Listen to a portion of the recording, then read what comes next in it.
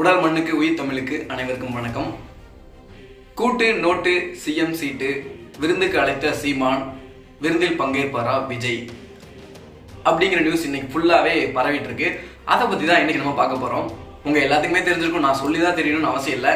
அண்ணன் சீமான் அவர்களுக்கும் விஜய் அவர்களுக்கும் ஏன் இந்த முரண்பாடு ஏற்படுதுன்னா, விஜய் அவர்கள் கட்சி தொடங்கி தன்னுடைய கொள்கையை அறிவிக்கிறதுக்கு முன்னாடி வரைக்குமே அண்ணன் சீமான் அவர்களாக இருக்கட்டும், இல்லை நாம் தமிழர் கட்சியை சேர்ந்தவங்களா இருக்கட்டும், இல்லை விஜய் தரப்புல வந்து யாரா வேணா இருக்கட்டும், எல்லாமே ஓரளவுக்கு அணுகி தான் போயிட்டு இருந்தாங்க, நெருங்கி தான் பழகிட்டு இருந்தாங்க.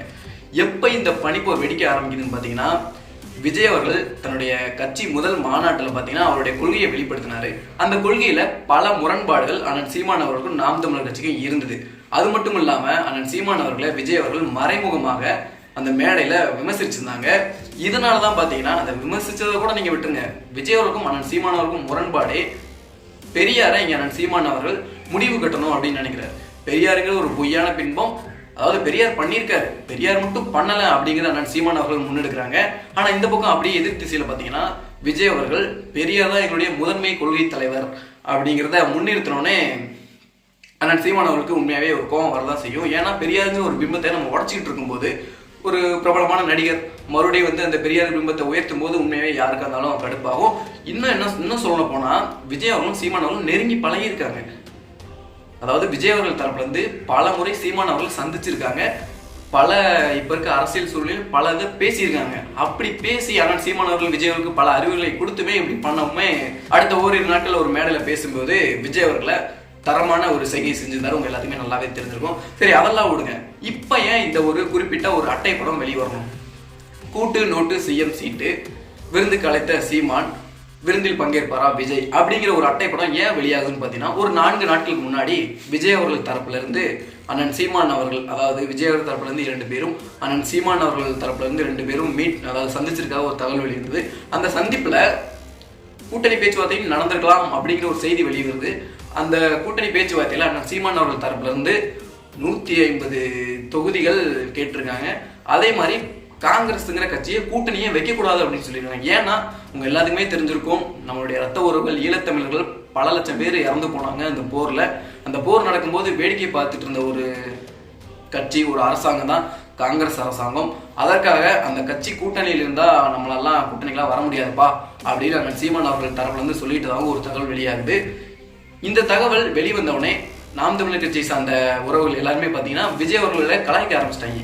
என்னடா அன்னைக்கு அவ்வளோ பேச்சு பேசுனீங்க, மீடியா இது சோசியல் மீடியாலாம் ட்ரோல் பண்ணுறீங்க, இன்னைக்கு இப்படி வந்து பார்த்தீங்கன்னா முதல்ல வந்து காலில் விழுந்து கிடைக்கிறீங்க நீங்கள் தான். அதாவது விஜய் அவர்கள் தரப்புல இருந்து தான் நாம் தமிழர் கட்சி அண்ணன் சீமான் அவர்களை சந்திக்க முயற்சி பண்ணி சந்திச்சிருக்காங்க. நாம் தமிழர் கட்சியிலேருந்து யாரும் விஜய் அவர்களை முயற்சி பண்ணி சந்திக்கல. விஜய் அவர்கள் தரப்புல இருந்து தான் நாம் தமிழர் கட்சி அண்ணன் சீமான் அவர்களை சந்திக்க முயற்சி பண்ணி பேச்சுவார்த்தை நடத்தியிருக்காங்க. சரி, இதெல்லாம் சோசியல் மீடியாவில் போட்டு பழக்கமுமே ஒரே அசிங்கமாக போச்சுல்ல. இன்னொன்று, இந்த சந்திப்பு ஏன் நடந்துச்சுன்னு அந்த அட்டைப்பட்டில் குறிப்பிட்டிருக்காங்கன்னா, அதாவது அண்ணன் சீமான் அவர்களுடைய வாக்கு சதவீதம் 3% தொடும் விஜய் அவர்கள் வந்தனால குறைய போகுது. அதாவது அண்ணன் சீமான் அவர்கள் தரப்புல இருந்து ஒரு சர்வே எடுத்திருக்காங்களா. அந்த சர்வேல அண்ணன் சீமான் அவர்கள் நாம் தமிழ் கட்சியோட வாக்கு சதவீதம் பார்த்தீங்கன்னா 3% தொடுதாமா. அதனால வேற வழி இல்லை, நம்ம கூட்டணி வச்சுதான் ஆகணும் அப்படின்ட்டு சரி விஜய் அவர்களோட கூட்டணி வைக்கலாம் அப்படிங்கிற மாதிரி அண்ணன் சீமான் அவர்களா போய் கேட்ட மாதிரி அந்த அட்டைப்படத்தில் குறிப்பிட்டிருக்காங்க. ஆனால் நடந்த உண்மை வேறு. 4 நாட்களுக்கு முன்னாடி அண்ணன் சீமான் அவர்களை விஜய் அவர்கள் தரப்புல இருந்து சந்திச்சிருக்காங்க. சந்திச்சதுல இந்த மாதிரி பேச்சுவார்த்தைகள் நடந்திருக்கு. அது வெளியே வந்தோடனே இப்போ அசிங்கமா போச்சுல்ல விஜய் அவர்கள் தரப்புல. அதனால வேற வழியே இல்லாம அவங்களுக்கு தான் பணபலம் இருக்கு, எல்லாமே இருக்கு. பிரசாந்த் கிஷோரே வாங்கி தன்னுடைய ஒரு ஸ்ட்ராட்டஜிஸ்டா, அதுவும் அமைப்பாளராக வச்சிருக்கும் போது இதெல்லாம் உங்களுக்கு பெரிய மேட்ரே இல்லை. செய்தி வெளியிடுறதா இருக்கட்டும், அதெல்லாம் பெரிய மேட்ரே இல்லை. அதற்காக தாங்க இந்த அட்டைப்படம் வெளியே வந்திருக்கு. சரி, ஏன் விஜய் அவர்கள் நாம் தமிழ் கட்சிக்காரங்களை சந்திக்கணும் அப்படின்னு கேட்டீங்கன்னா, விஜய் அவர்களுக்கு இங்கே ஒரு கட்டாயம் இருக்கு. தன்னுடைய வாக்கு சதவீதத்தை நிரூபிச்சே ஆகணும். மறுபடியும் திமுக வந்தா நாம் தமிழர் கட்சியவே இந்த பாடுபடுத்துறாங்க. நானும் நாம் தமிழர் கட்சிக்கு அதை தாண்டியும் எதிர்த்து நிற்கிற ஒரு துணிவு இருக்கு. ஆனால் விஜய் அவர்கள் கட்சிக்கு இருக்கான்னு கேட்டீங்கன்னா சத்தியமா கிடையாது. ஏன்னா திமுக மறுபடியும் ஆட்சிக்கு வந்தா என்னென்ன நடக்கும்னு சொல்லிதான் நம்ம தெரிவிக்கணும்னு அவசியம் இல்லை.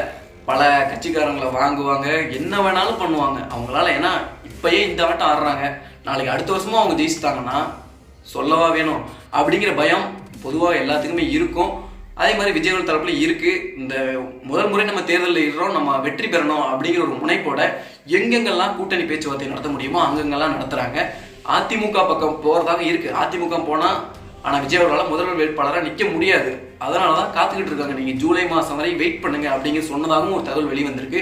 அதற்காக தான் பார்த்தீங்கன்னா இங்கிட்டு விஜய் தரப்புல இருந்து விசிகாவாக இருக்கட்டும், இல்லை ஒரு சில காங்கிரஸாக இருக்கட்டும், இந்த மாதிரி கட்சிகளோடலாம் ஜூலை வரைக்கும் வெயிட் பண்ணுவாங்க. நீங்கள் விசிகா காங்கிரஸ் எல்லாம் விஜய் அவர்கள் கட்சிக்கு கூட்டணி வந்துட்டாங்கன்னா விஜய் அவர்கள் தனியாகவே போட்டியிட வாய்ப்பு இருக்கு.